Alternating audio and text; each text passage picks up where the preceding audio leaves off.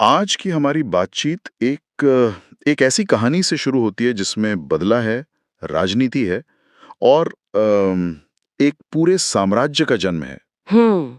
बात है लगभग 2500 साल पहले की, जब मगध पर धनानंद नाम का एक एक बेहद घमंडी और क्रूर राजा राज करता था।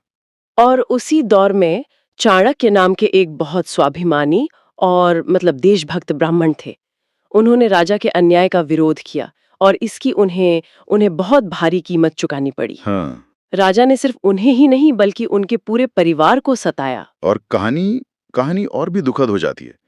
कहते हैं कि चाणक्य को जेल में डाल दिया गया और बाहर समाज ने उनके परिवार को राजद्रोही कहकर भीख तक नहीं दी। अरे बाप रे। इसी अपमान और भुखमरी से उनकी पत्नी की मृत्यु हो गई। हाँ। और जेल के अंदर चाणक्य ने भी गुलामी का अन्न खाने से मना कर दिया और उपवास करके अपने प्राण त्याग दिए। पीछे रह गया उनका एक छोटा सा बेटा, अकेला। सोचिए जरा उस बच्चे पर क्या गुजरी होगी। बिल्कुल। उसने अपने माता पिता की मौत का बदला लेने और उस अत्याचारी शासन को खत्म करने की एक शपथ ली। और यही बालक जो उस वक्त एक चिंगारी की तरह अकेला था, आगे चलकर आचार्य चाणक्य के नाम से जाना गया।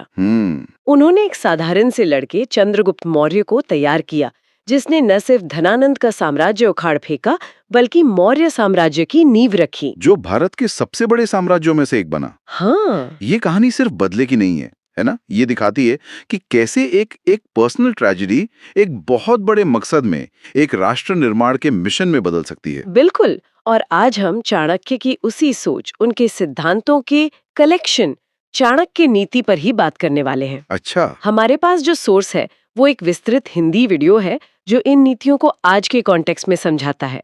और हमारा मिशन भी यही है, ये देखना कि ये सदियों पुराने लाइफ हैक्स आज के दौर में हम सबके लिए कितने रेलेवेंट है। हाँ, मतलब ये कोई धार्मिक ग्रंथ नहीं है। नहीं, बिल्कुल नहीं। ये एक प्रैक्टिकल गाइड है। एक तरह से ये 2500 साल पुरानी सेल्फ हेल्प बुक है। तो चलिए इसके पन्ने पलटते हैं और देखते हैं कि ये आज के युवाओं, प्रोफेशनल्स और लाइफ में डायरेक्शन ढूंढ रहे किसी भी इंसान के लिए क्या मायने रखती है।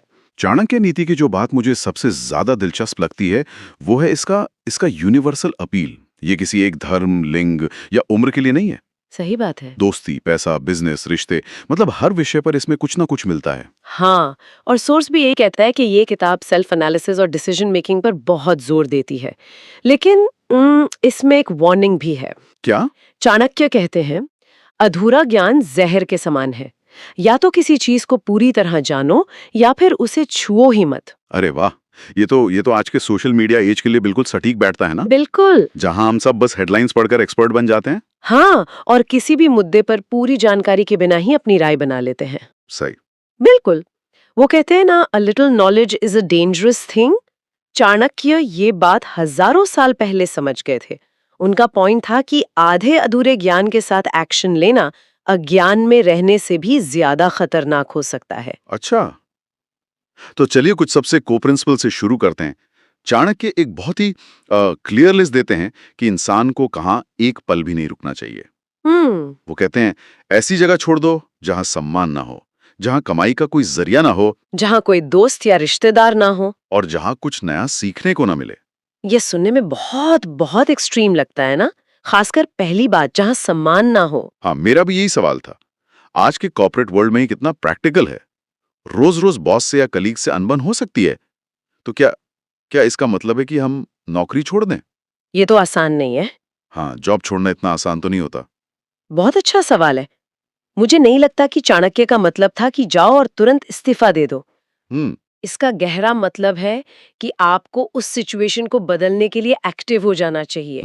अगर आप अपमान सहते हुए चुपचाप बैठे हैं तो वो आपकी आत्मा के लिए जहर है। सही। चाणक्य का पॉइंट है, या तो अपने काम से, अपनी काबिलियत से सम्मान कमाओ, या फिर वहां से निकलने का प्लान बनाना शुरू कर दो। स्टैग्नेंट मत रहो। मतलब निष्क्रिय होकर अपमान सहना सबसे बड़ी हार है। बिल्कुल। सेल्फ रिस्पेक्ट नॉन नेगोशिएबल है। और इसी से जुड़ा है रिश्तों का टेस्ट।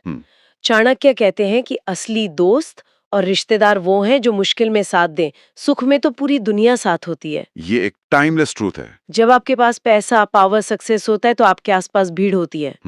लेकिन जब आप गिरते हैं तब जो लोग बच जाते हैं वही आपके अपने होते हैं। चाणक्य एक तरह से आपको एक लिटमस टेस्ट दे रहे हैं अपने रिश्तों को परखने का। और भविष्य के लिए पैसा बचाने पर भी उनका जोर है।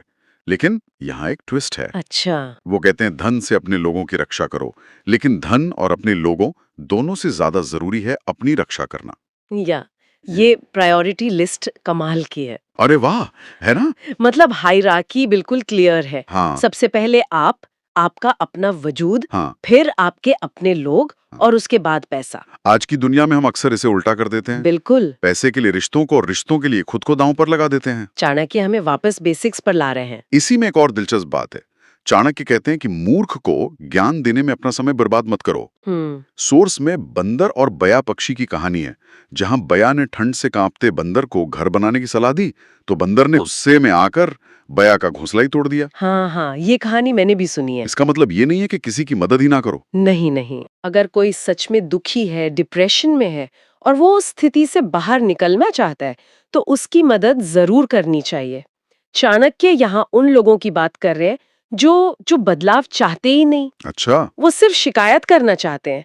ऐसे लोगों को सलाह देना अपनी एनर्जी वेस्ट करने जैसा है। और शायद इसीलिए वो ये भी कहते हैं कि इंसान को बहुत ज्यादा सीधा साधा भी नहीं होना चाहिए। हाँ। उनका वो जंगल वाला एग्जाम्पल बहुत पावरफुल है कि जंगल में सीधे पेड़ सबसे पहले काटे जाते हैं, जबकि टेढ़े मेढ़े पेड़ खड़े रहते हैं। ये सर्वाइवल ऑफ द फिटेस्ट का एक देसी वर्जन है।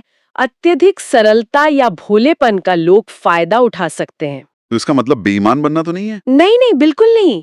इसका मतलब है प्रैक्टिकल और स्ट्रीट स्मार्ट बनना।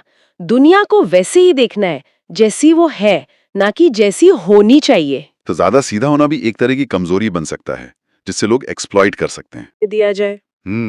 और यहीं पर चाणक्य का गोपनीयता यानी सीक्रेसी का सिद्धांत काम आता है। हाँ, वो कहते हैं कि अपने मन में सोचे हुए काम को तब तक किसी को मत बताओ जब तक वो पूरा ना हो जाए। और आजकल तो हम कुछ करने का सोचते ही पहले सोशल मीडिया पर पोस्ट कर देते हैं। हाँ, बिल्कुल। और इसमें एक साइकोलॉजिकल ट्रैप भी है। जब हम अपनी योजनाएं दूसरों को बता देते हैं, तो हमें एक तरह की झूठी सेटिस्फैक्शन मिल जाती है। अच्छा। जैसे हमने वो काम आधा कर लिया हो, हमारा अवचेतन मन उसे पूरा मान लेता है और हमारा मोटिवेशन कम हो जाता है। चाणक्य का सूत्र बहुत प्रैक्टिकल है। पहले काम करो, फिर डिंडोरा पीटो। स्टार्टअप की भाषा में कहें तो स्टेल्थ मोड में काम करो। और ये भी कि किसी पर अंधा भरोसा करके अपने सारे राज मत बताओ, खासकर तब जब आप भावुक हों, क्योंकि चाणक्य कहते हैं कि जब वो दोस्त नाराज होता है तो वो आपका सबसे बड़ा दुश्मन बन सकता है, क्योंकि उसे आपकी सारी कमजोरियां पता होती हैं। एग्जैक्टली। घर का भेदी लंका ढाए, ये कहावत यहीं से आती है। गोपनीयता के बाद परिवार पर उनके विचार भी बहुत साफ हैं। वो कहते हैं कि सुखी परिवार वो है जहां सब एक दूसरे का सम्मान करते हैं।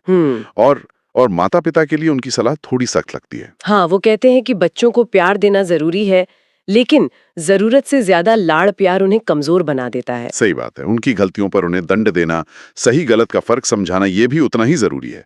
उनका मानना था कि अगर बचपन में अनुशासन नहीं सिखाया तो बड़े होकर वो कभी नहीं सीखेंगे। ये आज के पेरेंटिंग डिबेट्स में एक बहुत ही ट्रेडिशनल ओल्ड स्कूल पर्सपेक्टिव है। हाँ, है तो, लेकिन इसमें भी एक सच्चाई है। हाँ। और परिवार के बाद आता है सेल्फ डिपेंडेंस या आत्मनिर्भरता का सिद्धांत।